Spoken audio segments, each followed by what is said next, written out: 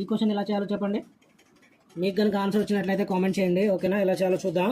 మనకి ఇక్కడ ఏమొచ్చాడు క్వశ్చన్లో, if A Q plus B Q equal 19 and A plus B equal 1 then A B ఎంత అని అడిగాడు. ఓకేనా, ఫస్ట్ మనకు A cube plus B cube formula తెలియాలి. ఓకేనా, A cube plus B cube formula ఏంటి మనకు, A plus B whole cube minus 3ab into A plus B.